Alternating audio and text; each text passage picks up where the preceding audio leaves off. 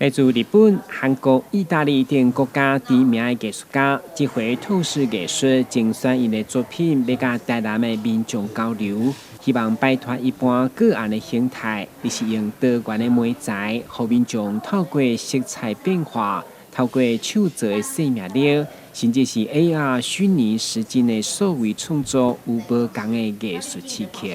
这档展览有台湾的、日本的、韩国的、意大利的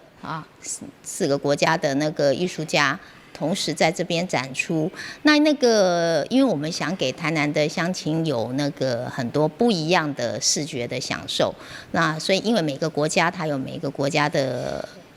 民族性跟特质，所以他的创作的那个每一个国家的创作的那个类型跟感觉都是不一样的。那我们希望借由这次展览来跟台南的朋友就是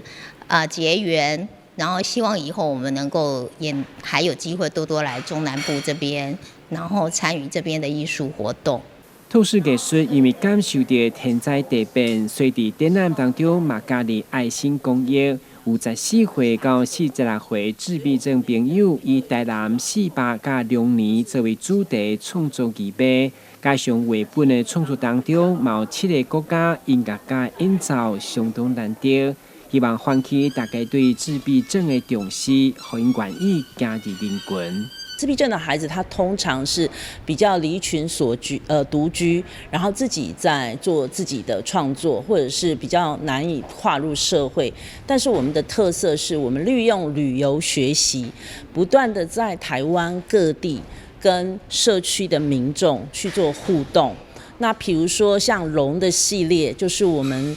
透过偏乡长辈，他们希望有一个热闹的节庆活动。然后我们的孩子到偏乡去做公益，每年帮他们去举龙过元宵节，持续8年。8年之后，他们再创作出来这个龙的系列的作品，所以它本身有一个社会化、艺术性的主要的刺激跟活动。那我觉得这样子的讯息可以传递到全国各地，鼓励自闭症家庭带领孩子从他的社区走出来。展览当中，为了凸显艺术甲生活结合，有真特别的珠宝装置艺术。每一个图啊，除了是一把艺术品，嘛是行动艺术。玉衡艺术中心邀请大家共同来欣赏。这次也是透视艺术他们第一次来到台南做展出，那他们其实已经在台北升值大概有20年多了，对，那刚好他们第一次下来呢，也带来很多的日本、韩国，然后包含还有意大利的艺术家。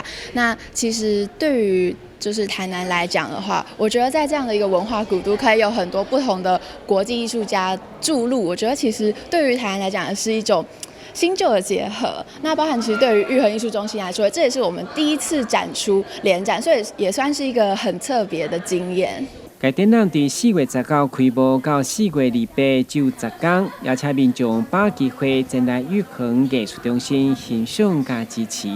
台南新闻管制林英庚采访报道。